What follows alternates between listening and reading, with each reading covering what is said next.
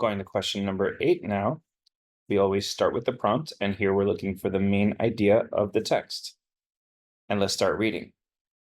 In 18th century Britain, the aesthetic concept of the picturesque set a new standard for the appreciation of nature.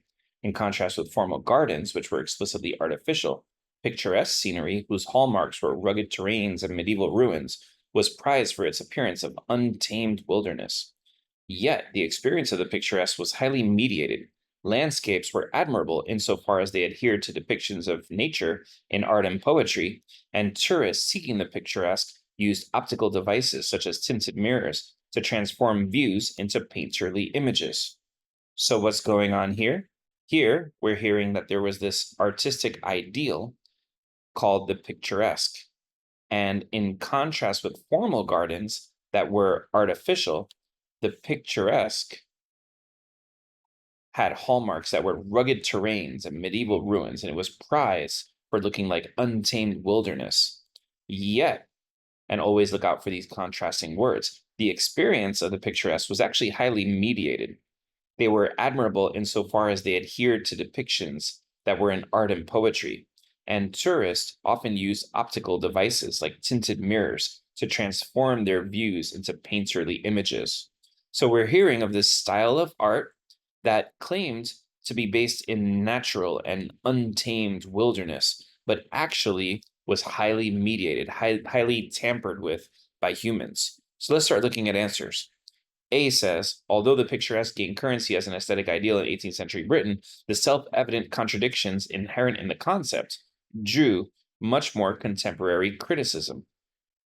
Well, everything seems true here except this part for me, because I'm not seeing any sign of anyone else noticing that at the time.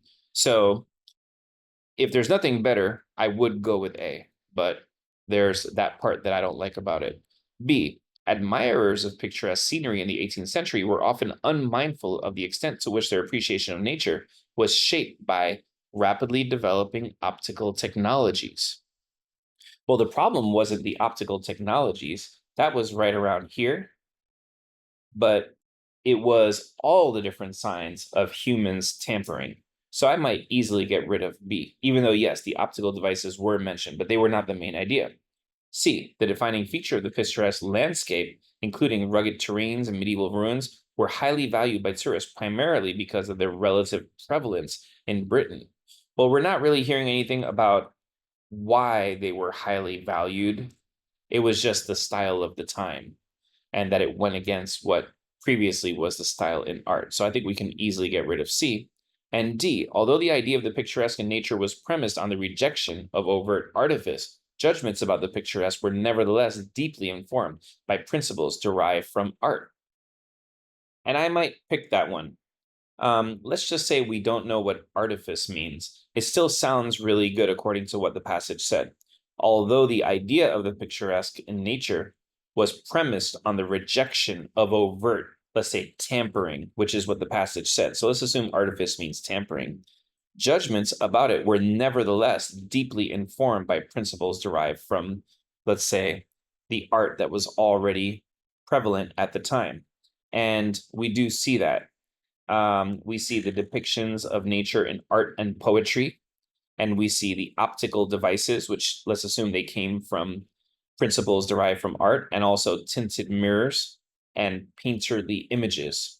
So although this seemed to go against the art of the time, it was heavily influenced by the art of the time. So I might be willing to kind of adapt what I said in my own words to kind of fit this one, especially since I have such a big problem with A, because we're not seeing the signs of criticism from anyone other than the writer of this text. So let's go ahead and go with answer choice D here.